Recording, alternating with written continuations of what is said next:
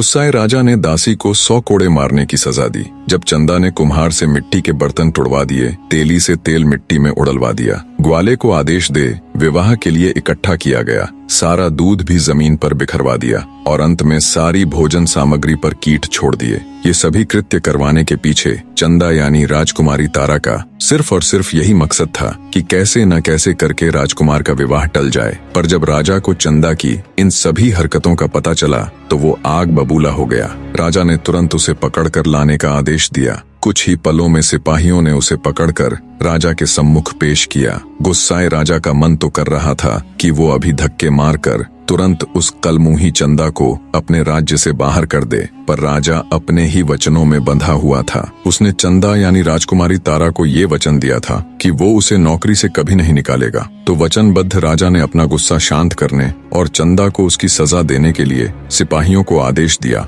कि इसको 100 कोड़े मारे जाएं। कोड़े भी ऐसे कि हर कोड़े के साथ इसकी खाल उधड़ जाए। इसको पता तो चलना चाहिए कि इसने क्या जरूरत की है। राजा के आदेश पर राजकुमारी तारा को 100 कोड़े लगाए गए। कोड़े लगने से घायल बेचारी चंदा खून के आंसू रो रही थी। मारे दर्द के वो बिलबिला रही थी। कोड़े मारने की सजा पूरी होने पर सिपाही उसको उसकी झोपड़ी में छोड़ जाते हैं। वहां उसे उसी हालत में पड़े पड़े एक दिन और निकल जाता है। किसी ने भी राजकुमारी तारा की कोई सुध नहीं ली। एक तो कोड़ों की मार, ऊपर से राजकुमार की शादी का दुख, मानो दुनिया जहान के सारे दुख बेचारी राजकुमारी को एक साथ मिल गए हों। उसे सबसे ज्यादा दुख तो इस बात का था कि कल ही राजकुमार अभिमन्यु की शादी है। राजकुमार की शादी को टालने की उसकी हर योजना असफल हो चुकी थी। दुखी बैठी राजकुमारी तारा के मन में फिर से एक विचार आया, जिससे उसकी आंखें एक बार फिर चमक उठी। अचानक वो अपने सारे दुख दर्द भूल एक नई ऊर्जा के साथ उठ खड़ी होती है और अपने दर्द को भूल